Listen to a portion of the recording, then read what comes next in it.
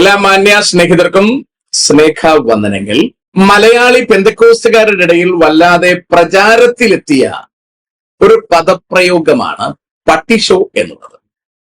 കാരണം ആ ഒരു പദപ്രയോഗം ഒരു ജൻസി പദപ്രയോഗമാണ്. ആ പദപ്രയോഗം ഒരു ദൈവസഭയുടെ അൾത്താരയിൽ അനുചിതമായി ഉപയോഗിച്ചത് കൊണ്ടാണ് അത് ശരിക്കും എല്ലാവരും ആ പദം ശ്രദ്ധിക്കപ്പെടുന്നത്. മാധ്യമങ്ങളേറെയും ആ പദത്തെ വല്ലാതെ വിശദീകരിക്കാൻ ശ്രമിക്കുന്നുണ്ട്. ജനം ടിവിയൊക്കെ ഈ പദം പാസ്റ്റർമാരുടെ തലയിൽ വെച്ചിട്ട് വ്യാഖ്യാനിക്കാൻ ശ്രമിക്കുന്നതായി ശ്രദ്ധയിൽപ്പെട്ടു. അതുകൊണ്ടാണ് ഇതിനെക്കുറിച്ചൊരു ബ്രീഫ് പറയണം എന്നെനിക്ക് നിർബന്ധം തോന്നിയത്. അല്ലെങ്കിൽ ഈ വിഷയം ഞാൻ ഒഴിവാക്കി കളഞ്ഞതാണ്. നമുക്കറിയാം, 2 ആഴ്ചകൾക്ക് മുമ്പ് ഓമല്ലൂരിലെ ഒരു പ്രാർത്ഥനാലയത്തിൽ നടന്ന ഒരു സംസാരമാണിത്. അവിടെ ആരാധന തടസ്സപ്പെടുത്തുവാൻ വന്ന BJP പ്രവർത്തകരും പെന്തക്കോസ്തുകാരും തമ്മിൽ വാഗ്വാദമുണ്ടാവുകയും പോലീസുകാർ വന്ന പ്രശ്നം പരിഹരിക്കുകയും ചെയ്തു. അതിനെ തുടർന്ന് ആരാധനാലയത്തിനകത്ത് നടന്ന പ്രസംഗത്തിൽ പാസ്റ്റർ എന്ന് പേര് കേട്ട ഒരാൾ വേദിയിൽ നിന്നുകൊണ്ട് ഈ പദം ഉപയോഗിക്കുമ്പോൾ, പട്ടിഷോ എന്ന പദം ഉപയോഗിക്കുമ്പോൾ അത് ചർച്ചയായി വന്നു. ഞാൻ അതിന്റെ അർത്ഥം ഇങ്ങനെ പരതി നോക്കി, എന്താണ് ഈ പട്ടിഷോ എന്ന് പറഞ്ഞാൽ. അപ്പോൾ അത് പ്രഹസനം എന്നാണ് ആ പദത്തിന് അർത്ഥം. പ്രഹസനം കുറച്ചുകൂടി മാറ്റി പറഞ്ഞാൽ, ശ്രദ്ധയെ ആകർഷിക്കാൻ വേണ്ടി നായ്ക്കൾ ഇങ്ങനെ കുറയ്ക്കാറുണ്ടല്ലോ. അവകൾ കടിക്കത്തൊന്നുമില്ല, അവരെ ഉപദ്രവിക്കത്തുമില്ല, അവര് ചുമ്മാ കുറയ്ക്കും. അപ്പൊ അത് അവർക്ക് ശ്രദ്ധയെ ആകർഷിക്കാൻ വേണ്ടിയിട്ടാണ്. അപ്പൊ ഇതൊരു പ്രഹസനം എന്നതിന് ഇത് ഉപയോഗിക്കാം, ശ്രദ്ധയെ ആകർഷിക്കലിന് ഇത് ഉപയോഗിക്കാം. എന്റെ മനസ്സിലാക്കലിൽ കുറച്ചുകൂടി ഭംഗിയായിട്ട് ഇതിന്റെ അർത്ഥം വന്നത് യോഗ്യതയില്ലാതെ പെരുമാറുക എന്നുള്ളതാണ്. എന്ന് പറഞ്ഞാൽ ആ സാഹചര്യത്തിന് അത് യോഗ്യമല്ല. ഇപ്പൊ പട്ടി ഷോ കാണിച്ചാൽ അത് യോഗ്യമല്ല. അത് കുറച്ചാൽ അത് കടിക്കണം, അത് ഒച്ച വെക്കുന്നെങ്കിൽ അത് ചെയ്യണം, അല്ലെങ്കിൽ അതൊരു വെറും പ്രഹസനമായി മാറും. അത് ആ സാഹചര്യത്തിന് ആപ്തല്ലാതായി മാറും. അപ്പൊ യോഗ്യമല്ലാത്ത സാഹചര്യത്തിൽ ചെന്ന് അയോഗ്യമായി പെരുമാറുന്നതിനെ നമുക്ക് പട്ടിഷോ എന്ന് വിവക്ഷിക്കാം എന്നാണ് എന്റെ മനസ്സിലെ ധാരണ. എന്റെ കേൾവിക്കാർക്ക് ഇതിന്റെ അർത്ഥമെല്ലാം നന്നായിട്ട് അറിയാം. ഞാന് ഇതിനെക്കുറിച്ച് ശരിക്കും പരിശോധിക്കുമ്പോൾ അയാൾ അവിടെ പറഞ്ഞത്, പട്ടിഷോ കാണിക്കരുത് എന്നവിടെ പറഞ്ഞത്, പെന്തക്കോസ്തുകാരുടെ ആരാധനയുടെ മുൻപിൽ ചെന്ന് അവിടുത്തെ ആരാധന തടസ്സപ്പെടുത്തിക്കൊണ്ട് കാണിക്കുന്ന പ്രകടനങ്ങൾ, പ്രഹസനങ്ങൾ അനുചിതമാണ് എന്ന അർത്ഥത്തിലാണ്. അതൊരു പട്ടിഷോയാണ് എന്ന അർത്ഥത്തിലാണ് അദ്ദേഹം സംസാരിച്ചത്. ഞാൻ ആ സംസാരത്തെ ന്യായീകരിക്കുകയല്ല, വളരെ ശ്രദ്ധിക്കണം. അപ്പോൾ അതെന്തുകൊണ്ട് ആ പദം അവിടെ ഉചിതമായി വന്നു എന്ന് ചോദിച്ചാൽ, ആ കാണിക്കുന്ന ഷോ അല്ലെങ്കിൽ അവിടുത്തെ ആരാധന തടസ്സപ്പെടുത്തുവാൻ അവിടെ കാണിക്കുന്ന ആ ഷോ വാസ്തവത്തിൽ വേണ്ടായിരുന്നു. അതിപ്പോ BJPക്കാർക്ക് മനസ്സിലായി കഴിഞ്ഞു. അതുകൊണ്ടാണ് അവരത് മതിയാക്കിയത്. എന്ന് പറഞ്ഞാൽ മറ്റൊരു പഞ്ചായത്തിൽ, ഈ സഭയുടെ നേതൃത്വത്തിൽ നടക്കുന്ന ഒരു സ്ഥാപനത്തിൽ നടന്ന ഒരു പ്രശ്നം, അത് കോടതിയിലെ നിരീക്ഷണത്തിൽ ഇരിക്കുകയാണ്. അതിൽ പോലീസുകാർ 3 പേരെ അറസ്റ്റ് ചെയ്തിട്ടുണ്ട്. കാര്യങ്ങൾ വളരെ ഭംഗിയായി പോവുകയാണ്. അപ്പോൾ അതിന്റെ പുറകിൽ പിന്നെയും BJP പ്രവർത്തകർ കാണിച്ച ഒരു കാര്യം സദാചാര പോലീസ് കാണിച്ചതുപോലെ ആയിപ്പോയി. അതിന്റെ ആവശ്യമില്ലായിരുന്നു. അപ്പോൾ അതുകൊണ്ടാണ് അതിനെ പട്ടിഷോ എന്ന പദപ്രയോഗത്തിൽ അദ്ദേഹം ഉദ്ദേശിച്ചതെന്നാണ് എന്റെ ചിന്ത. പിന്നെ അതിനോട് ചേർന്ന് വന്ന പദപ്രയോഗം നിങ്ങൾ ശ്രദ്ധിച്ചിട്ടുണ്ടാവും. ഇത് നോർത്ത് ഇന്ത്യയിലേ നടക്കൂ, കേരളത്തിൽ നടക്കില്ല. വാസ്തവത്തിൽ ഇത്തരമൊരു വിഷയം നോർത്ത് ഇന്ത്യയിലാണ് നടന്നതെങ്കിൽ ജനം ഇളകുകയും പ്രശ്നമുണ്ടാക്കുകയും ആ സഭയടക്കം പൂട്ടിക്കുകയും പറ്റുമെങ്കിൽ ഉപദേശിച്ച് തല്ലിക്കൊല്ലുകയും ആൾക്കാരൊക്കെ ഉപദ്രവിക്കുകയും ഒക്കെ ചെയ്തേനെ, പലരും പിടിച്ച് ജയിലിൽ വിട്ടേനെ. ഇത് കേരളത്തിൽ നടക്കില്ല. കേരളത്തിൽ നിങ്ങൾ ഇതിനെതിരെ കാണിക്കുന്ന പരിപാടികൾ പട്ടിഷോ ആയി മാറുന്നത് എന്തുകൊണ്ടെന്ന് ചോദിച്ചാൽ, ഒന്ന്, കേരളം ഭരണഘടന അനുസരിച്ച് പോകുന്ന ഒരു പ്രദേശമാണ്. എന്ന് പറഞ്ഞാൽ ഭരണഘടനയെ ബഹുമാനിക്കുന്ന ജനമാണ് കേരള ജനത. അതുകൊണ്ട് തന്നെ ഭരണഘടനയ്ക്ക് വിരോധമായി നിങ്ങൾ ഒരു ഇളക്കം ഇളക്കാൻ നോക്കിയാൽ അത് കേരള മണ്ണിൽ വേരോടില്ല. അതാണ് പ്രധാനപ്പെട്ട കാരണം. അതുകൊണ്ടാണ് നിങ്ങൾ കേരളത്തിൽ കാണിച്ച ഈ ഷോ പട്ടി ഷോ ആയി പോയത്. അത് നോർത്ത് ഇന്ത്യയിലായിരുന്നെങ്കിൽ ഇത് പട്ടി ഷോ ആകത്തില്ല. നിങ്ങൾ കുറയ്ക്കുകയും ചെയ്യുമായിരുന്നു, കടിക്കുകയും ചെയ്യുമായിരുന്നു. പക്ഷെ അത് കേരളത്തിൽ അത് നടപ്പിലാവില്ലെന്നതാണ് അപ്പോൾ ഈ പറഞ്ഞതിന്റെ അർത്ഥം. 2, കേരളം നിയമവാഴ്ച നിലനിൽക്കുന്ന സ്ഥലമാണ്. നോർത്ത് ഇന്ത്യ അങ്ങനെയല്ല. നോർത്ത് ഇന്ത്യയിൽ ഇപ്പോൾ യു പിയിലൊക്കെ ഇതുപോലൊരു പ്രശ്നം ഉണ്ടായാൽ അവർ തന്നെ അതിനുള്ള സൗകര്യങ്ങൾ ചെയ്തു കൊടുക്കും, പോലീസുകാർ സപ്പോർട്ട് ചെയ്തു കൊടുക്കും, അവരുടെ സ്ഥാപനങ്ങൾ തല്ലിത്തകർക്കും, ഇതെല്ലാം ചെയ്യും. എന്നിട്ട് അവിടെ സ്ഥാപനം നടത്തിയവർക്കെതിരെയും ന്യായത്തിന് വേണ്ടി നിൽക്കുന്നവർക്കെതിരെയും കേസെടുക്കും. അത് കേരളത്തിൽ വില പോവില്ല. അത് ജനം ടിവിയൊക്കെ അന്ന് തൊട്ട് ഇന്ന് വരെ വേറെ ഒരു വാർത്തയും എടുക്കുന്നില്ല. അവരിതിന്റെ പുറകെ നടക്കുക. എപ്പോ നോക്കിയാലും അനിൽ നമ്പ്യാരൊക്കെ ഇത് വേറൊന്നും പറയാനില്ല അവർക്ക്. ഇവിടെ മതപരിവർത്തനം നടക്കുന്നു, FCRA അക്കൗണ്ട് ഇവിടെ ക്ലോസ് ചെയ്തതുകൊണ്ട് ഇവിടെ ആർക്കൊക്കെയോ എന്തൊക്കെയോ നഷ്ടം സംഭവിച്ചു, പിന്നെ ബിനു വാഴമുട്ടം ആരെയോ എന്തൊക്കെയോ ചെയ്തു, ചുമ്മാ ഇങ്ങനെ ഓരോന്ന് പറഞ്ഞുകൊണ്ടേ ഇന്ന്. അതിപ്പോ ആരും കാണാതായി, ആ വാർത്ത തന്നെ ആരും ശ്രദ്ധിക്കാതായി. എനിക്കത് വളരെ മോശമായിട്ടുള്ള അഭിപ്രായങ്ങളാണ് അവർ പറയുന്നത്. പെന്തക്കോസ്തുകാർ പൈസ കൊടുത്ത ആൾക്കാരെ പിടിച്ചുകൊണ്ട് പോകുന്നു. നിങ്ങൾ നിങ്ങളുടെ കൂടെ ഉള്ളവരെ തന്നെ വില കുറച്ച് പറയരുത്. പൈസയ്ക്ക് വേണ്ടി നടക്കുന്നവരാണ് അവര്. വില കുറച്ച് പറയരുത്. ഞാൻ ആ ഭാഗം പിന്നീട് എപ്പോഴെങ്കിലും സംസാരിക്കാം. അതുകൊണ്ട് പെന്തക്കോസ്തിനെതിരെയും ക്രൈസ്തവതയ്ക്കെതിരെയും തിരുവഴുത്തിനെതിരെയും പിന്നെ വാഴമുട്ടം അതിനോട് ബന്ധപ്പെട്ടുള്ള കാര്യങ്ങൾക്കെതിരെയും ജനം ടി വി രാവിലെ തൊട്ട് രാത്രി വരെ ഇങ്ങനെ ഈ പറഞ്ഞ പോലെ ഒരു ഷോ. അതിനെനിക്ക് പട്ടി ഷോ എന്ന് ഞാൻ പറയത്തില്ല. അതിനെനിക്ക് തോന്നുന്നത് ഈ പട്ടികൾക്കൊരു എല്ല് കിട്ടിയാൽ അതിനെ കടിച്ചോട് നടക്കും. വാസ്തവത്തിൽ ആ എല്ലിനകത്തുനിന്ന് ഒന്നും വരികയില്ല. പക്ഷെ എങ്കിലും പട്ടികൾ അത് തന്നെ കടിച്ചുകൊണ്ടിരിക്കും. കാരണം ഇവർ ഈ പട്ടി എല്ല് കടിക്കുമ്പോൾ അതിൽ ഈ കടിക്കുന്ന സമയത്ത് കുറെ നേരം കടിച്ചു വരുമ്പോൾ ഇവരുടെ മോണയിൽ നിന്ന് ചോര വരും. മോണയിൽ നിന്ന് രക്തം പുറത്തേക്ക് വരുമ്പോൾ ഈ പട്ടികൾക്ക് അത് വായിക്കാത്ത ടേസ്റ്റ് ഉണ്ടാവും, രക്തത്തിന്റെ ഒരു ഗന്ധം ഉണ്ടാവും. അപ്പൊ വാസ്തവത്തിൽ പട്ടിയുടെ വിചാരം എല്ലിന്നാ ഇത് വരുന്നത് അവന്റെ മോണെന്നാ.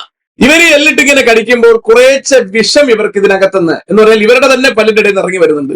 ഇവർ ഇത് കുടിച്ച് ആസ്വദിച്ച് പിന്നെയും ഈ എല്ല് കടിച്ചുകൊണ്ടേയിരിക്കുകയാണ്. അല്ലാതെ ഇതിനകത്ത് യാതൊന്നുമില്ല. അപ്പോൾ ഒന്നാമത്തെ കാര്യം, ഇത് ഭരണഘടനയെ ബഹുമാനിക്കുന്ന ജനതയാണ്. രണ്ടാമത്തെ പ്രത്യേകത, കേരളത്തിലെ ജനത നിയമവാഴ്ചയുള്ള സ്ഥലത്താണ് താമസിക്കുന്നത്. മൂന്നാമത്തെ പ്രധാനപ്പെട്ട പ്രത്യേകത, ഇവിടുത്തെ ജനത ഇളക്കിയ ഇളവില്ല. കാരണം ഇവിടുത്തെ ജനത പ്രബുദ്ധരാണ്. അവർ കാര്യം ആലോചിച്ച് മനസ്സിലാക്കി ഇറങ്ങത്തുള്ളൂ. ആവശ്യമില്ലാത്ത പരിപാടിക്ക് ഇറങ്ങത്തില്ല. അതുകൊണ്ടല്ലേ കമ്മ്യൂണിസ്റ്റ് പാർട്ടിക്ക് ഇപ്പൊ അടി കൊള്ളാൻ വേണ്ടി ആൾക്കാരില്ലല്ലോ. കാരണം അവർക്കൊക്കെ മനസ്സിലായി, പിള്ളേർക്കൊക്കെ കാര്യങ്ങൾ മനസ്സിലായി. എന്നിട്ടും ബോധമില്ലാതെ എടുത്ത് ചാടിയവന്മാര് ജയിലിനകത്ത് കിടപ്പുണ്ട്. ഇതാണ് ഇതിന്റെ രീതി. ഇളക്കിയാൽ ഇളകുന്ന സൈസ് ജനമല്ല കേരളത്തിലുള്ളത്. പൈസ കൊടുത്ത് മറിക്കാൻ പറ്റുന്ന ജനം ഒരു കാര്യത്തിലും. നിങ്ങളുടെ വിചാരം ആൾക്കാരെ പൈസ കൊടുത്ത് പെന്തക്കോസ്തി കൊണ്ടുവന്നു? ഒരു മനുഷ്യനെയും അങ്ങനെ കൊണ്ടുവരാറില്ല. അങ്ങനെ കൊണ്ടുവരാൻ പറ്റത്തില്ല. അങ്ങനെ ആയിരുന്നെങ്കിൽ ഇപ്പോൾ BJPക്ക് എത്ര സീറ്റ് കിട്ടേണ്ടതാ? എന്തുമാത്രം പൈസയാണ് പമ്പ് ചെയ്തത്. അങ്ങനെ ഒരു സീറ്റും ഇവിടെ കിട്ടിയില്ല. ആകെ 3 സീറ്റ് കിട്ടിയത് ഇവിടുത്തെ കമ്മ്യൂണിസ്റ്റ് സർക്കാരിന്റെ പിടിപ്പുകേട് കൊണ്ടാണ്. അതുകൊണ്ടാണ് കോൺഗ്രസിന് 102 സീറ്റ് കിട്ടിയതും ഈ പറഞ്ഞ പോലെ BJPക്ക് 3 സീറ്റ് കിട്ടിയതും. ഇല്ലെങ്കിൽ ഒരു താമര ഇവിടെ വിജയത്തില്ലായിരുന്നു. കാതുകളിൽ ചെമ്പരത്തി പൂവേ വിരിയത്തുള്ളൂമായിരുന്നു. ഒരു സംശയക്കാര്യത്തിൽ വേണ്ട. ഈ 3 വിരിഞ്ഞത് തന്നെ താമസിയാതെ കൊഴിയും എന്നതിന് സംശയം വേണ്ട. VD സതീശൻ ഈ നിലയിൽ ഭരണം നടത്തി മുമ്പിലേക്ക് പോവുകയാണെങ്കിൽ ഈ വിരിഞ്ഞ 3 കാര്യവും വിഷമം തന്നെയാണ്. അതിനകത്ത് ഒരു സംശയമൊന്നും വേണ്ട. നേമത്തും കഴക്കൂട്ടത്തും ഒക്കെ കുറച്ചുകൂടി വൃത്തിയുള്ള സ്ഥാനാർത്ഥികളെ മത്സരിക്കാൻ നിർത്തിയിരുന്നെങ്കിൽ ഇതൊക്കെ തറതുറാതെ പോകുമായിരുന്നു. അത് കേരളത്തിനൊരു പ്രത്യേകതയാണ്. അതുകൊണ്ടാണ് PC ജോർജ് നിലം പോയത് കേട്ടോ. ഇനി അയാൾ വെട്ടം കാണത്തില്ല. ജോസ് കെ മാണി കേട്ടോ, ഒന്നുമില്ലാതായി പോയത് കേട്ടോ. അതാണ് കേരളത്തിന്റെ പ്രത്യേകത. കേരളം ചിന്തിക്കുന്ന ബുദ്ധിയുള്ള ജനമാണ് കേരളം. അതുകൊണ്ട് അത് നമ്മൾ മനസ്സിലാക്കണം. അത് മലയാള ജനതയുടെ പ്രത്യേകതയാണ്. പിണറായി പോയത് കേട്ടോ, ഇതെല്ലാം നിലം തൊടാതെ പോകും. അതുകൊണ്ട് ഇത് വളരെ കൃത്യമായിട്ട് മനസ്സിലാക്കണം. കേരള ജനത പൊട്ടന്മാരല്ല. കേരള ജനത കാര്യങ്ങൾ ചിന്തിക്കുന്നവരാണ്. ജനം TV അല്ല. ആര് കിടന്നിളക്കിയാലും അങ്ങനൊന്നും ഇളകത്തില്ല. അവർ വളരെ കൃത്യമായി കാര്യങ്ങൾ ചിന്തിക്കും, മനസ്സിലാക്കും. പോലീസുകാർ വളരെ ജാഗരൂകരാണ്. അവർ കേസുകൾ ഭംഗിയായിട്ട് കൈകാര്യം ചെയ്യും. കോടതി നല്ല പ്രബലമാണ്. അപ്പോൾ ഇതുകൊണ്ട് ഇവിടെ തിന്മ ചെയ്യുന്ന ഒരുത്തൻ ഉണ്ടെങ്കിൽ, ഇപ്പോൾ അവിടെ ബിനു വാഴമുട്ടമായാലും അവരുടെ ചർച്ച ആയാലും അവരുടെ പ്രസ്ഥാനമായാലും തിന്മ ചെയ്തിട്ടുണ്ടെങ്കിൽ അവർ കാരാഗൃഹത്തിലാകട്ടെ. അതിന് BJP കൊടപിടിക്കാൻ പോകുന്നത് തെറ്റാണ്. അതിന്റെ പുറകെ അവരൊരുപാട് പ്രതിഷേധം ചെയ്യുക, അത് ചെയ്യുക, അതൊന്നും നിങ്ങളെ ആരും ഏൽപ്പിച്ചിട്ടില്ല. അതുകൊണ്ട് അതിന്റെ പുറകെ പോകുന്നത് അനുചിതമായ പരിപാടിയാണ്. അതിനെ പട്ടിഷോ എന്ന് പറയുന്നത് തെറ്റില്ല. പിന്നെ ഒരു കാര്യം BJP അറിയേണ്ടത്, അതിനകത്ത് സംസാരിച്ച അയാൾ പറഞ്ഞു അയാൾക്ക് 40 ലക്ഷം പെന്തക്കോസുകാരുണ്ട്. എനിക്കറിയില്ല അത്രയും പേരൊക്കെ അയാളുടെ കൂടെ നിൽക്കുമോ എന്നൊന്നും എനിക്കറിയില്ല. ഏതായാലും പുള്ളി പറയുന്നത് പുതുതലമുറ ഉണ്ടെന്നാ പുള്ളി പറയുന്നത്. ശരിയായിരിക്കും. പിന്നെ കരാട്ടെ, കളരിപ്പയറ്റ്, അല്ലെ, ഏതാണ്ട് അടിതടയുടെ പേരൊക്കെ പറയുന്നത് ഞാനൊന്നും പറയാൻ താല്പര്യപ്പെടുന്നില്ല. അപ്പോൾ എല്ലാം അറിയാന്നുള്ളവരുണ്ട്. രാവിലെ അടിച്ചാൽ ഉച്ചയ്ക്ക് തിരിച്ചടിക്കാൻ കഴിയുന്നവർ അവരുടെ കൂട്ടത്തുണ്ടെന്നാ പറയുന്നത്. അതുകൊണ്ട് എനിക്ക് പറയാനുള്ളത്, പണ്ടത്തെ പെന്തക്കോസ്തുകാരെ നിങ്ങൾ അടിച്ചതുപോലെ ഇവരൊന്നും അടിക്കാൻ പോകാതിരിക്കുന്നതാണ് നിങ്ങൾക്ക് നല്ലത്. ഈ പറഞ്ഞ ഗ്രൂപ്പുകൾ ഇവരുടെ അകത്ത് ഉണ്ടായിരിക്കാൻ സാധ്യതയുണ്ട്. വേദപുസ്തകം പരിശോധിച്ചാൽ യേശുക്രിസ്തുവിന്റെ കൂടെ നടന്ന ഒരു ശിഷ്യനുണ്ട്, പത്രോസ്. അവരുടെ കയ്യിൽ വാളുണ്ടായിരുന്നു. യേശുവിനോട് വശമില്ലാതെ അവിടെ ഉണ്ടായിരുന്ന ആൾക്കാരെ ഇടപെട്ടു. അയാൾ വാളൂരി ഒരൊറ്റ വെട്ട്. ക്രിസ്തു കൂടെ ഉണ്ടായിരുന്നത് കൊണ്ട് അയാൾക്ക് കാലെടുത്ത് തിരിച്ചു വെച്ചു കൊടുത്തു കർത്താവ്. അതാണ് ബൈബിൾ പറയുന്ന ചരിത്രം. അമ്മാതിരി വാളുള്ളവർ ഇപ്പോൾ ഉണ്ട് എന്ന് ഈ വിദ്വാൻ പൊതുവിൽ വിളിച്ചു പറയുമ്പോൾ എനിക്ക് BJP-കാരോടായി സ്നേഹത്തോടെ പറയാനുള്ളത്, പണ്ട് 90കളിൽ ഉണ്ടായിരുന്ന പെന്തക്കോസ്തുകാരെ കണ്ടുകൊണ്ട് അവരെ ഉപദ്രവിച്ചപ്പോൾ തിരിച്ചുപദ്രവിച്ചില്ല എന്ന് കണ്ടുകൊണ്ട് ദയവ് ചെയ്ത് ഇവറ്റകളുടെ ഇടയിൽ ചെന്ന് കയറി കൊടുക്കരുത് എന്നാണ് എനിക്ക് പറയാനുള്ളത്. വെറുതെ തടി കേടാക്കാതിരിക്കുന്നതല്ലേ നല്ലത്. ഞങ്ങളെ പോലുള്ളവർ അടിച്ചോളൂ, ഒരു കുഴപ്പമില്ല. ഞങ്ങൾ കൊല്ലാനും ചാവാനും തയ്യാറാണ്. ഞങ്ങൾ ഒറ്റയടിക്ക് ഞങ്ങൾ ചത്തുമ്പോ നിങ്ങൾ ഇത്രയും കിടന്ന് റിസ്ക് എടുക്കേണ്ട കാര്യവുമില്ല.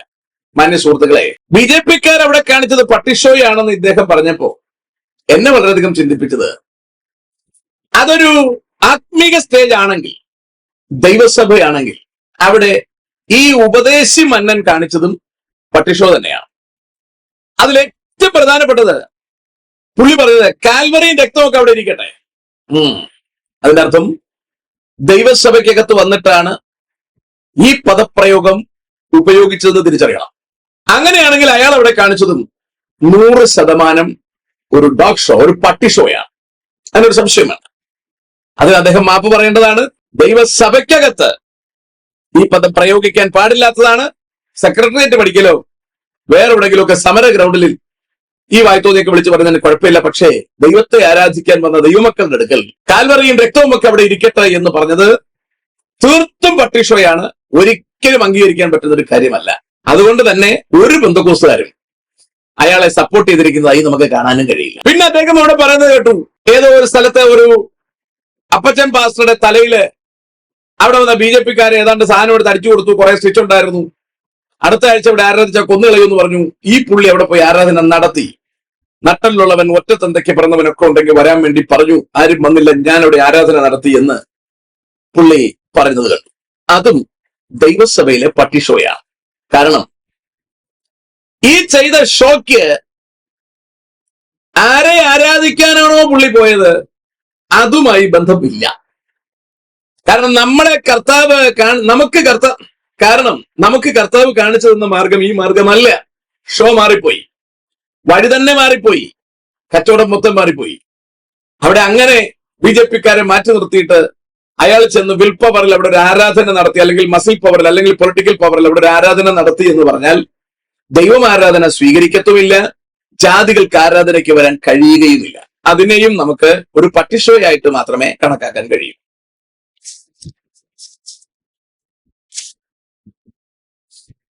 അദ്ദേഹത്തിന്റെ ചർച്ചിൽ പറയുന്നത് ശ്രദ്ധയിൽപ്പെട്ടു.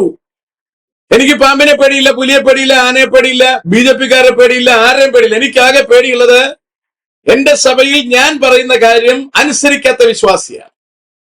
വിശ്വാസികളോടായി എനിക്ക് പറയാനുള്ളത്, ഇയാള് പറയുന്ന കാര്യം വചനപ്രകാരമുള്ളതാണോ എന്ന് നിങ്ങൾ വിലയിരുത്തണം. അതല്ലെങ്കിൽ അതനുസരിക്കാൻ നിങ്ങൾ നിൽക്കരുത്. അതിന് ഒരു വിലയും ഉണ്ടാവില്ല. ദൈവസന്നിധിയിൽ അതുകൊണ്ടൊരു നേട്ടവും നിങ്ങൾക്ക് ഉണ്ടാവില്ല. നിങ്ങൾ നിത്യരാജ്യത്തിൽ പോകാനാണ് ഇറങ്ങി തിരിച്ചതെങ്കിൽ ഇയാളും ഇയാളെ പോലെയുള്ള വിദ്വാൻമാരും മാത്രമല്ല, ഞങ്ങൾ ആരും പ്രസംഗിക്കുന്ന കാര്യം വചനത്തിൽ അങ്ങനെ തന്നെയാണോ എന്ന് പരിശോധിക്കേണ്ട ഉത്തരവാദിത്വം നിങ്ങൾക്കുണ്ട്. അതങ്ങനെ അല്ലെങ്കിൽ അവകളെ വിട്ട് നിങ്ങൾ ഒഴിഞ്ഞോണം, നിങ്ങൾക്ക് നിത്യരാജ്യത്തിൽ പോകണമെങ്കിൽ. അടുത്തൊരു കാര്യം ബിനു വാഴമുട്ടം പറഞ്ഞതാണ്. അവിടുത്തെ സാഹചര്യത്തോടുള്ള ബന്ധത്തിലാണ് അദ്ദേഹം പറഞ്ഞത്. എനിക്കറിയാം, ഞാൻ അയാളുമായി നേരിട്ട് സംസാരിച്ചു. അവിടെ പറഞ്ഞത്, അവിടെ ആരോ വിശ്വാസിയെ അവിടുത്തെ ഒരു പഞ്ചായത്ത് മെമ്പർ അടിച്ചു. അത് ന്യായമല്ല എന്നാണ് പുള്ളി പറഞ്ഞത്. വാസ്തവത്തിൽ വാഴമുട്ടം പറഞ്ഞതനുസരിച്ച് നമ്മുടെ ഇന്നത്തെ നീതിന്യായ വ്യവസ്ഥ അനുസരിച്ചും ഭരണഘടന അനുസരിച്ചും മറ്റൊരാളെ അടിക്കാൻ പാടില്ല. അങ്ങനെ അയാൾ അവിടെ അടിച്ചുവെങ്കിൽ, ആരാധനയ്ക്ക് വന്ന ഒരാളെ അടിച്ചുവെങ്കിൽ ന്യായപ്രകാരം ആ പറഞ്ഞ കാര്യം ശരിയാണ്, അയാൾ ചെയ്തത് തെറ്റാണ്. പക്ഷെ അടുത്ത് പറഞ്ഞ കാര്യം, അതുകൊണ്ട് ഞങ്ങൾ കേസുമായി മുമ്പിലേക്ക് പോകും, നിയമപ്രകാരം മുമ്പിലേക്ക് പോകും എന്ന് പറഞ്ഞത് വചനപ്രകാരം പട്ടിഷോയാണ്. പറഞ്ഞ കാര്യം നിങ്ങൾക്ക് മനസ്സിലാവുന്നെന്ന് വിചാരിക്കുന്നു. വചനപ്രകാരം അത് ഓപ്പോസിറ്റ് ആവും. അപ്പൊ നമ്മൾ ഇവിടെ നോക്കേണ്ടത്, ഈ സഭ എന്നുള്ളത് നിത്യരാജ്യത്തിൽ പോകാൻ വേണ്ടിയാണ് നിലനിൽക്കുന്നതെങ്കിൽ നമ്മൾ പട്ടിഷോ കാണിക്കരുത്. നമ്മൾ തിരുവെഴുത്തുകളെ അനുസരിക്കാൻ തയ്യാറാകണം, വചനപ്രകാരം നിൽക്കുവാൻ തയ്യാറാകണം. കാരണം ബൈബിൾ യേശുക്രിസ്തു നേരിട്ട് സംസാരിക്കുന്ന കാര്യം. മറ്റൊന്നും നമുക്ക് തൽക്കാലം നോക്കണ്ട. ഗിരിപ്രഭാഷണത്തിൽ മത്തായി സുവിശേഷം 5-ാം അധ്യായം 38 മുതലുള്ള വാക്യത്തിൽ കർത്താവ് പറയുന്നത്, കണ്ണിനു പകരം കണ്ണും പല്ലിനു പകരം പല്ലും എന്നരുളി ചെയ്തത് നിങ്ങൾ കേട്ടിട്ടുണ്ടല്ലോ, ഞാനോ നിങ്ങളോട് പറയുന്നത്. കണ്ടോ, അവിടെ കൃത്യമായ ഒരു വിശദീകരണത്തിലേക്ക് പോവാൻ. ഞാനോ നിങ്ങളോട് പറയുന്നത്, ദുഷ്ടനോട് എതിർക്കരുത്. നിന്നെ വലത്തെ ചകിടത്തടിക്കുന്നവന് മറ്റേതും തിരിച്ചു കാണിക്കുക എന്ന് പറഞ്ഞാൽ, വലത്തെ ചകിടത്തടിച്ചാൽ, നിന്നെ അപമാനിച്ചാൽ, നീ ഇടത്തെ ചകിടും കൂടി കാണിക്കണം. ഇത് വളരെ ഗൗരവമുള്ള കാര്യമാണ്. അപ്പൊ നിന്നെ ഒരുത്തനെ അപമാനിച്ചാൽ, നിന്നെ ഉപദ്രവം, എവിടെ പറയാണ്, ദുഷ്ടനോട് എതിർക്കരുത്. അപ്പൊ നമ്മൾ സ്റ്റേജിൽ കയറുന്നുണ്ട് പറയാണ്, ഞങ്ങളെ അടിച്ചെങ്കിൽ ഞങ്ങൾ കേസിന് പോകും. അതൊരു പട്ടിഷോയാണ്, വചനവിരുദ്ധമായതാണ്, യോഗ്യമല്ലാത്തതാണ്. ആ നിലപാടുകളെ ഈ ജനത്തെ പഠിപ്പിക്കുന്നത് കൊണ്ട് അർത്ഥമില്ല. ഇതാണ് ആ ജനത്തെ പഠിപ്പിക്കുന്നതെങ്കിൽ ഈ ജനം മതം മാറി എന്ന് പറയുന്നതിൽ യാതൊരു കാര്യമില്ല. ഈ ജനം യേശുവിനെ അറിഞ്ഞു എന്ന് പറയുന്നതിൽ യാതൊരു കാര്യമില്ല. ഈ ജനം മറ്റൊരു മതത്തിൽ നിന്നാലും ഇങ്ങനെ പള്ളി കൂട്ടായ്മയ്ക്ക് പോയാലും വേറെ പ്രത്യേകത ഒന്നുമില്ല, നരകത്തിലേ പോകത്തുള്ളൂ. അപ്പൊ നരകത്തിൽ പോകാതിരിക്കണമെങ്കിൽ ഈ ജനം കൂട്ടായ്മയ്ക്ക് വന്നാൽ പോരാ, കൃത്യമായ മാനസാന്തരം ഉണ്ടാവും. മാനസാന്തരം വന്നാൽ അതിന് വ്യത്യാസമില്ല. ഒരു ഭദ്രാനന്ദൻ എന്ന് പറഞ്ഞിട്ടൊരു സ്വാമിയുണ്ട്. 2 മാലയൊക്കെ ഇട്ട് പുള്ളി നല്ല ഉഷാറായിട്ട് തെറി പറയും. അത് ടെലിവിഷൻകാർ പറയുന്ന കേട്ടു. സ്വാമിയുടെ വാക്കുകൾ സ്വാമിയുടേത് മാത്രമാണ്, അതിന്റെ മുഴുവൻ ഉത്തരവാദിത്വം നിങ്ങൾക്കാണ്. കാരണം അത്തരത്തിൽ മാലയിട്ട ഒരാൾ അങ്ങനെ വർത്തമാനം പറയാൻ പാടില്ല, അത് അനുചിതമാണ്. വേറൊരു വിദ്വാനെ ഞാൻ കാണിച്ചു തരാം. ഇയാൾ വർത്തമാനം പറയുമ്പോൾ വായിക്കകത്ത് വിരലിട്ട് കാണിക്കുകയും ചീത്ത പറയുകയും ഒക്കെ ചെയ്യുന്നുണ്ട്. അത് നമുക്ക് കുറ്റം പറയാൻ പറ്റത്തില്ല, അത് പൊട്ടിഷമല്ല. കാരണം അയാൾ ഏത് ദൈവത്തെയാണോ സേവിക്കുന്നത് ആ ദൈവത്തിന്റെ എല്ലാ യോഗ്യതകളും എല്ലാ ക്വാളിറ്റികളും ആ മനുഷ്യനിൽ കാണാം. നാക്ക് പുറത്തേക്കിട്ട് നടക്കുന്ന ദൈവത്തെ ആയിരിക്കും അയാൾ സേവിക്കുന്നത്. അതുകൊണ്ട് നാക്ക് തള്ളി അകത്തേക്ക് വെച്ചിട്ട് വിരൽ വായിക്കകത്തിട്ട് കാണിക്കുന്നതിന് നമുക്ക് തെറ്റെന്ന് പറയാൻ പറ്റത്തില്ല. പിന്നെ പറയുന്ന ചീത്തകൾ, ഇതൊന്നും നമുക്ക് അയോഗ്യമായി കണക്കാക്കാൻ പറ്റത്തില്ല. കാരണം അദ്ദേഹം സേവിക്കുന്ന ദൈവത്തോട് വളരെ യോഗ്യതയുള്ളതാണ്. അതുകൊണ്ട് അദ്ദേഹത്തിന്റെ വാക്കുകൾ മാന്യതയുള്ളതായിട്ടേ നമുക്ക് കണക്കൂട്ടാൻ പറ്റും. ഒരല്പം കേട്ടാലോ. എന്റെ പൊന്ന പാസ്റ്റർമാരെ, ഇമാതിരി അഴിമതികൾ കാണിച്ചാൽ നാട്ടുകാർ എതിർക്കുക തന്നെ ചെയ്യും. നോർത്ത് ഇന്ത്യയിൽ കാണും പോലെ കൃത്യമായിട്ട് ആരാധന തടയുകയാണ് ലക്ഷ്യം. നമ്മൾ ഇവരുമായിട്ടൊന്നും യാതൊരു പ്രശ്നമോ യാതൊരു കാര്യവും ഇല്ല. കേരളത്തിലെ പഞ്ചായത്ത് ഓമല്ലൂർ പഞ്ചായത്ത് ഭരിക്കുന്നത് BJP ആണ്. അപ്പൊ അവർ ചിന്തിക്കുന്നത് BJP ഭരിക്കുന്ന പഞ്ചായത്തിൽ പെന്തക്കോസിന്റെ ആരാധന തടയും എന്നുള്ളൊരു തീരുമാനമാണെങ്കിൽ കേരളത്തിലെ 40 ലക്ഷത്തോളം വരുന്ന പെന്തക്കോസുകാർ ഒന്നിച്ച് അതിന് മറുപടി പറയും. അത് ഞങ്ങൾക്ക് ഞങ്ങളത് അത് ഒരു കാര്യം പറയാനാണ് ഞാൻ ആരാധിക്കുന്നതിന് യാതൊരു പ്രശ്നവും ആരും പറഞ്ഞിട്ടില്ലെന്ന്. അങ്ങനെയാണെങ്കിൽ പെന്തക്കോസ് ഈ കേരളത്തിൽ മാത്രമാണ് ഉള്ളത്. ക്രിസ്ത്യാനികളും BJP ഭരിക്കുന്ന എല്ലാ സംസ്ഥാനത്തുമില്ലേ, മുസ്ലിങ്ങൾ ഉൾപ്പെടെയില്ലേ, എന്താ അവർ ആരാധനകൾ നടത്തുന്നില്ലേടോ? അതുകൊണ്ട് ഇമാതിരി ഡയലോഗ് ഇങ്ങോട്ട് ഇറക്കണ്ട. പിന്നെ നീയൊക്കെ വിചാരിക്കുന്നുണ്ടെന്നറിയോ, നോർത്ത് ഇന്ത്യയിലൊക്കെ നിന്നെപ്പോലുള്ള കവട പാസ്റ്റർമാർ അവിടെ ചെന്ന് ഈ ആദിവാസി സ്ഥലങ്ങളിലൊക്കെ ചെന്ന് പിന്നെ മതപരിവർത്തനം നടത്താൻ പോകുന്നതുകൊണ്ടാണ് അടിയുണ്ടെന്ന് നിന്നെയൊക്കെ ഓടിക്കുന്നത്. നീ ഇവിടെ വന്നിരുന്ന് പൊട്ടി കരഞ്ഞിട്ട് കാര്യമൊന്നുമില്ല. നീ ഇപ്പൊ ഉണ്ടാക്കി വർഗീയതയിലേക്ക് കൊണ്ടുപോകുന്ന ഒരു പുല്ലുമില്ല. എടോ, BJP ഭരിക്കുന്ന ഓമല്ലൂർ പഞ്ചായത്തിൽ എന്ന് പറഞ്ഞുകൊണ്ട് നീ വിചാരിക്കുന്നതാണ് BJP അങ്ങോട്ട് കഴിവ് കയറാം, അപ്പൊ എല്ലാവരും കൂടെ ഉണ്ടായിക്കൊണ്ട് വരും എന്നൊക്കെ. വരും, ഒരു പ്രശ്നമല്ല. നിന്റെയൊക്കെ 40 ലക്ഷം പേരുടെ വോട്ട് കൊണ്ടല്ല BJP ഇന്ന് ഇന്ത്യ ഭരിക്കുന്നത്, മനസ്സിലായോ? നിന്റെ എന്നല്ല, പല ക്രിസ്ത്യാനികളുടെയും ആവശ്യങ്ങൾക്കല്ലാതെ ഒരുത്തന്മാരുടെ വോട്ടും. ഒരു 100 പേരുണ്ടെങ്കിൽ 60% വോട്ടും വേറെ തന്നെയാണ് പോകുന്നത്, 40 വരുന്നുള്ളൂ. പിന്നെ പെന്തക്കോസുകാരെന്ന് പറഞ്ഞാൽ ഒരു രീതിയിലും BJP വോട്ട് ഉണ്ടാക്കി കൊടുത്തിട്ടല്ല BJP ഭരിക്കുന്നത്. ഇമാതിരി അഴിമതിക്ക് കൂട്ടു നിൽക്കില്ല. നീ അതിനെ പറ്റി ഒന്ന് പേടിച്ച് നീ പ്രവർത്തിക്കണം. 40 ലക്ഷം പേരുണ്ടെങ്കിൽ പോയി മൂഞ്ചി കൊടു, മനസ്സിലായ? നിന്നെയൊക്കെ പോലെ കള്ള പാസ്റ്റർമാർ ഇറങ്ങി ജനങ്ങളെ തട്ടിപ്പും വെട്ടിപ്പും നടത്തി ഈ റോഡിൽ മറ്റേ കൺവെൻഷൻ പോലെ നടത്തി നടക്കുന്ന തുള്ളിയും ചാടിയും അവരൊക്കെ പണം മെഴുകി തിന്നും പോലെ എന്നുള്ളതല്ലടാ. അഴിമതി കണ്ട അഴിമതി തന്നെയാണ് ഈ അഴിമതി. നീയൊക്കെ കൊണ്ട് മിണ്ടാതിരിക്കുന്ന വോട്ട് രാഷ്ട്രീയത്തിന് വേണ്ടി ഈ ഇവിടെയുള്ള സമര മറ്റോമാരുണ്ടല്ല ഇടതും വലതും. ഇതൊരു ഹിന്ദുവിന്റെ ഏതെങ്കിലും ഒരു ആരാധനാലയത്തിനോ അല്ലെങ്കിൽ എന്തെങ്കിലും ആണെങ്കിൽ യോമാര് ഇതൊന്നും അല്ലായിരുന്നു. ഇന്ന് നീയൊക്കെ മിണ്ടാതെ നടക്കുന്ന ഡയലോഗ് ഇറക്കിയിട്ട് മിണ്ടാതെ പോയില്ലേ? ഇതൊരു ഹിന്ദുവിന്റെ എന്തെങ്കിലും ഒരു പ്രോബ്ലം ആണെങ്കിൽ ഇപ്പോൾ സമര പോരാളികളുണ്ടല്ലോ, ഒരു ഉപയോഗമില്ലെങ്കിലും എല്ലായിടത്തും വന്ന് സമരം നടത്തി എട്ടിന്റെ പണി മാറ്റുന്ന കുറെ പോരാളികളുണ്ട് നമ്മുടെ കേരളത്തിൽ. യുവമാർ എല്ലാവരും കൂടെ വന്ന് കൊടികുത്തി അവിടെ ഇരുന്ന് മൂഞ്ചിയാണ് BJP-ക്കെതിരെ RSS-നെതിരെയൊക്കെ.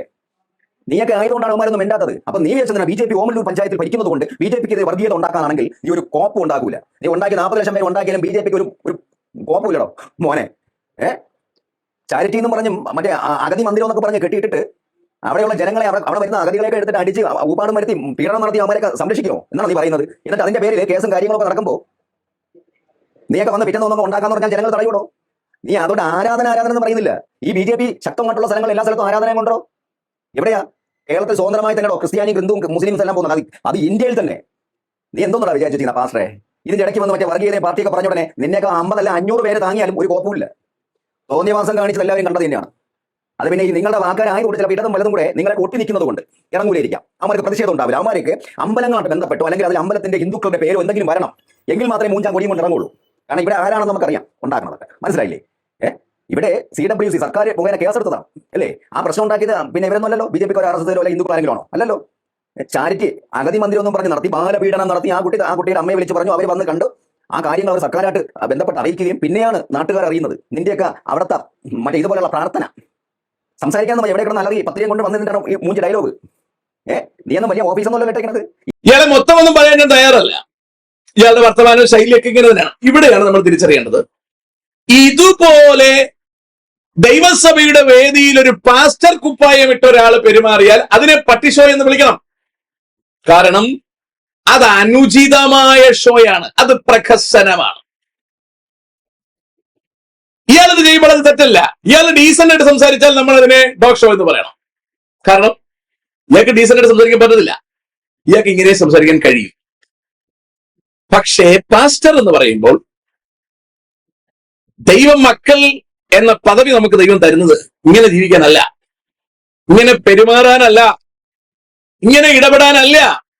അങ്ങനെ ഇടപെട്ടാൽ ജൻസി ഭാഷയിൽ ആ ഇടപാടിനെ പട്ടിഷോ എന്ന് വിളിക്കാം. ഇനി ശ്രദ്ധിക്കൂ. നിന്നോട് വ്യവഹരിച്ചു നിന്റെ വസ്ത്രം എടുപ്പാൻ ഇച്ഛിക്കുന്നവന് നിന്റെ പുതപ്പും വിട്ടുകൊടുക്കാം.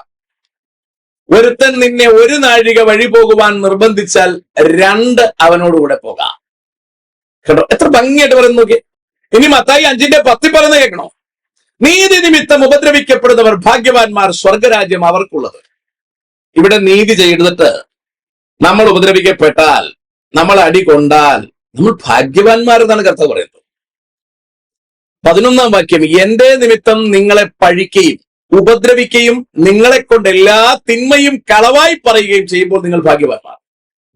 ജനം TV അടക്കം നമ്മളെക്കുറിച്ച് മോശമായി പറയുകയാണ്. ഈ പറയുന്നത് തെറ്റാണെങ്കിൽ നമ്മൾ ഭാഗ്യവാന്മാരാണ്. ചെയ്തിട്ടാണ് പറയുന്നതെങ്കിൽ ഒരു ഭാഗ്യവാനതില്ല. ഒരു കാര്യം അറിയണം, ചെയ്താലും ചെയ്തില്ലെങ്കിലും ഇത് പറയാനുള്ള അവകാശം അവർക്കുണ്ടെന്നറിയണം. ഇത് തിരിച്ചറിഞ്ഞു വേണം ഒരുവൻ ക്രിസ്തുവിലാകാൻ. അല്ലാതെ ഞാനിവിടെ ഡീസന്റ് ആയിട്ട് നടക്കുന്നു, ആരും എന്നെ പറയാൻ പാടില്ല, അത് തെറ്റാണ്. ഡീസന്റ് ആയിട്ട് നടക്കുന്നവനെതിരെ പറയാൻ പാടില്ലെന്നത് നാട്ടിൽ നടപ്പാണ്. ഡീസന്റായി നടക്കുന്നവനെതിരെ കുറ്റം ആരോപിക്കുന്നത് വചനപ്രകാരം സംഭവിക്കേണ്ടതാണ്. അത് നമ്മൾ തിരിച്ചറിയണം. 6-ാം അധ്യായം 14-ാം വാക്യത്തിലേക്ക് വരുമ്പോൾ മത്തായി സുവിശേഷം തന്നെയാണ്. നിങ്ങൾ മനുഷ്യരോട് അവരുടെ പിഴകളെ ക്ഷമിച്ചാൽ സ്വർഗസ്ഥനായ നിങ്ങളുടെ പിതാവ് നിങ്ങളോടും ക്ഷമിക്കും. നിങ്ങൾ മനുഷ്യരോട് പിഴകളെ ക്ഷമിക്കാഞ്ഞാലോ നിങ്ങളുടെ പിതാവ് നിങ്ങളുടെ പിഴകളെയും ക്ഷമിക്കയില്ല. കണ്ടോ, നമ്മൾ കേസിന് പോയാൽ മനസ്സിലാകുന്നത്. അപ്പോൾ ഇത് വളരെ കൃത്യമായ കാര്യമാണ്. ഇത് നമ്മൾ ഗ്രഹിക്കുകയും ഇത് മനസ്സിലാക്കുകയും ഇത് പഠിക്കുകയും ഇത് വിശ്വാസിയെ പഠിപ്പിക്കുകയും വേണം. ഇത് നമ്മുടെ ഉത്തരവാദിത്വമാണ്. അപ്പൊ അടുത്ത് വളരെ പ്രധാനമായി 7-ാം അധ്യായം, ഞാൻ വെറും സാമ്പിൾസ് മാത്രം കാണിക്കുകയാണ്. മത്തായി സുവിശേഷം 5, 6, 7 നോർമലായി വരുന്ന വിശ്വാസി ആദ്യം വായിച്ച് പഠിക്കേണ്ടതാണ് ഗിരിപ്രഭാഷണം. അത്തരത്തിലൊരു ജീവിത ശൈലിയാണ് കർത്താവ് നമ്മളെ കുറിച്ച് എക്സ്പെക്ട് ചെയ്യുന്നത്. അത്രയും വാക്യങ്ങൾ പറഞ്ഞിട്ട് കർത്താവ് പറയുക, ഈ വചനം അനുസരിച്ച് ജീവിക്കുന്നു എങ്കിൽ നീ പാറമേൽ അടിസ്ഥാനമിട്ട് വീട് പണിത ബുദ്ധിയുള്ള മനുഷ്യനോട് യോജിക്കുന്നു. അല്ല എങ്കിൽ നീ മണലിന്മേൽ അടിസ്ഥാനമിട്ട് പണിതാണ്. ആളത്ര കൂടുതൽ എന്നുള്ളത് 2-ാമത്തെ കാര്യമാണ്. സഭ എങ്ങനെ ഇരിക്കുന്നു എന്നുള്ളതൊക്കെ രണ്ടാമത്തെ കാര്യമാണ്. അവരെങ്ങനെ ജീവിക്കുന്നു, ആ ജനം എങ്ങനെ ദൈവകൃപയിലാണോ വളരുന്നത് എന്നുള്ളതാണ് പരമപ്രധാനം. 7-ാം അധ്യായം 13-ാം വാക്യത്തിലേക്ക് വരുമ്പോൾ ഇങ്ങനെ പറയുന്നു, ഇടുക്കുവാതിലൂടെ അകത്ത് കടപ്പിൻ, നാശത്തിലേക്ക് പോകുന്ന വാതിൽ വീതിയും വഴി വിശാലവും, അതിൽ കൂടി കടക്കുന്നവർ അനേകരുമാകുന്നു. അതുകൊണ്ട് ദേശത്തുനിന്ന് കുറച്ചുപേര് സഭ മാറിയത് കൊണ്ട്, അമ്പലത്തിൽ പോയിക്കൊണ്ടിരുന്നവർ അത് മതിയാക്കി സഭയിൽ വന്നതുകൊണ്ട് പ്രത്യേകിച്ച് കാര്യമൊന്നുമില്ല. അവർ ഇടുക്കുവാതിലൂടെ അകത്ത് കിടക്കാൻ ശ്രമിക്കണം. പിന്നെയും സ്വഭാവം പഴയത് തന്നെയാണെങ്കിൽ ഒരു ബൈബിളും കക്ഷത്തെടുത്ത് വെച്ച് സഭയിൽ പോകുന്നു എന്നതല്ലാതെ പണ്ടവർ വിഗ്രഹങ്ങളെ ആരാധിച്ചുകൊണ്ടിരുന്നപ്പോൾ ഉള്ള സ്വഭാവത്തിൽ നിന്നും വ്യത്യാസം വന്നിട്ടില്ലെങ്കിൽ അതുകൊണ്ട് പ്രത്യേകിച്ച് കാര്യമൊന്നുമില്ല, ഗുണം ഒന്നും തന്നെയില്ല. ജീവങ്കലേക്ക് പോകുന്ന വാതിൽ ഇടുക്കവും വഴി ഞെരുക്കവും ഉള്ളത്, അത് കണ്ടെത്തുന്നവർ ചുരുക്കമത്രേ. ആ ചുരുക്കത്തിൽ നമ്മളാകണം. ചേർത്ത് പറയുക, കള്ളപ്രവാചകന്മാരെ സൂക്ഷിച്ചുകൊള്ളുവിൻ, അവർ ആടുകളുടെ വേഷം പൂണ്ട് നിങ്ങളുടെ അടുക്കൽ വരുന്നു, അകമയോ കടിച്ചു കീറുന്ന ചെന്നായ്ക്കളത്രേ. അകമയുള്ളത് പുറത്തു തള്ളി വേദികളിൽ കയറി നിന്ന് ക്രിസ്തുവുമായി യാതൊരു ബന്ധമില്ലാത്തതും തിരുവെഴുത്തുമായി ബന്ധമില്ലാത്തതും കാൽവറിയും രക്തവും അടക്കം മാറി നിൽക്കട്ടെ എന്ന് പറഞ്ഞ് നടത്തിയ ഡോഗ് ഷോ തീർത്തും അപലപനീയമാണ്. ജാതികളുടെ നടുവിൽ ദൈവനാമം ദുഷിക്കപ്പെട്ടതാണ് എന്നതിന് സംശയം വേണ്ട. വളരെ കൃത്യമായി പത്രോസ് ഉപദേശിച്ച കാര്യം പറയുകയാണ്. 2 പത്രോസ് 2-ാം അധ്യായം 1 മുതലുള്ള വാക്യങ്ങൾ. എന്നാൽ കള്ളപ്രവാചകന്മാരും ജനത്തിന്റെ ഇടയിൽ ഉണ്ടായിരുന്നു. അങ്ങനെ നിങ്ങളുടെ ഇടയിലും ദുരുപദേഷ്ടാക്കന്മാരുണ്ടാകും. അവർ നാശകരമായ മതഭേദങ്ങളെ നുഴയിച്ച് തങ്ങളെ വിലയ്ക്ക് വാങ്ങിയ നാഥനെ തള്ളിപ്പറഞ്ഞ് തങ്ങൾക്ക് തന്നെ ശീഘ്രനാശം വരുത്തും. കണ്ടോ, ഇത്തരത്തിൽ നടന്നൊരു ഡോഗ് ഷോ നമുക്ക് ആ ഒരു മീറ്റിംഗിൽ കാണേണ്ടി വന്നു. അതിൽ ഖേദമുണ്ട്. അതിന് വേദി ഒരുക്കി കൊടുത്തതിന് ഞാൻ ബിനുവിനോട് പ്രതിഷേധം നേരിട്ട് പറഞ്ഞിരുന്നു. ഇതിനെക്കുറിച്ച് ഒന്നും മിണ്ടണ്ട എന്നാണ് ഞാൻ കരുതിയിരുന്നത്. പക്ഷേ വരുന്നവനും പോകുന്നവനും പെന്തക്കോസ്ത് എന്നതിനെ ഈ ഷോ കണ്ടിട്ട് ഇകഴ്ത്തിപ്പറയാൻ ശ്രമിച്ചത് കൊണ്ട്, ഈ ഷോ കാണിച്ചവർക്ക് പെന്തക്കോസ്തുമായി ബന്ധമില്ല എന്ന്, ബൈബിളിനെ കുറിച്ച് അവർക്ക് യാതൊന്നും അറിയില്ല എന്ന്, ബൈബിളുമായി അവർക്ക് യാതൊരു ബന്ധവുമില്ല എന്ന് പൊതുജനത്തെ മനസ്സിലാക്കി തരാനും വിശ്വാസികൾക്ക് ഉറപ്പ് കൊടുക്കുവാനും വേണ്ടിയാണ് ഞാൻ ഈ വിശദീകരണം വചനാടിസ്ഥാനത്തിൽ പറയുന്നത്. അവിടെ പറയാണ്, തങ്ങളെ വിലയ്ക്ക് വാങ്ങിയ നാഥനെ തള്ളിപ്പറഞ്ഞ് തങ്ങൾക്ക് തന്നെ ശീഘ്രനാശം വരുത്തും. കാൽവറി രക്തം അവിടെ നിൽക്കട്ടെ എന്ന് പറഞ്ഞാൽ അതിന്റെ അർത്ഥം എന്താ? എങ്ങനെ അതിന് വ്യാഖ്യാനിക്കും? അവിടെ പറയുന്നു, അവരുടെ ദുഷ്കാമ പ്രവർത്തികളെ പലരും അനുകരിക്കും. അതാ പുള്ളി പറഞ്ഞത്. അവിടെ ഒരുപാട് ന്യൂജൻ ഉണ്ട്, എനിക്കറിയില്ല ആരെങ്കിലും ഒക്കെ ഉണ്ടോ എന്ന്. അടുത്ത് പറയുകയാണ്, അവർ നിമിത്തം സത്യമാർഗം ദുഷിക്കപ്പെടും. വരുന്നവനും പോകുന്നവനും പെന്തക്കോസ്തുകാരെ ചീത്ത പറയാൻ പാകത്തിന് അവരുടെ മുമ്പിലേക്ക് ദൈവസഭയെ വലിച്ചിട്ട് കൊടുക്കുന്ന ഇത്തരത്തിലുള്ള ചെന്നായ്ക്കളെ ജനം തിരിച്ചറിയണം. കർത്താവ് പറഞ്ഞത്, ഞാൻ എന്റെ സഭയെ പണിയും, പാതാള ഗോപുരങ്ങൾ അതിനെ ജയിക്കയില്ല. മറ്റാരുടെയും സഭയെ കർത്താവ് പണിയാന്ന് പറഞ്ഞിട്ടില്ല. കർത്താവിന്റെ തിരുസഭയെ അത് കർത്താവ് പണിയും. പ്രസ്ഥാനങ്ങളെ പണിയാനല്ല കർത്താവ് വന്നത്. ഒരു പ്രസ്ഥാനങ്ങളും ദൈവസഭ എന്ന് വിളിക്കാനൊക്കില്ല. സകല പ്രസ്ഥാനങ്ങളും അഹരോന്റെ കാളക്കുട്ടിയായി മാത്രം നിൽക്കുകയാണ്.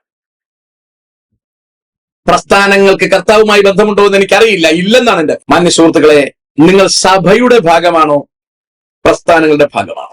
തലയാകുന്ന ക്രിസ്തുവിന്റെ ഉടലാകുന്ന ശരീരത്തിന്റെ ഭാഗമായി നിൽക്കാൻ ശ്രമിക്കൂ.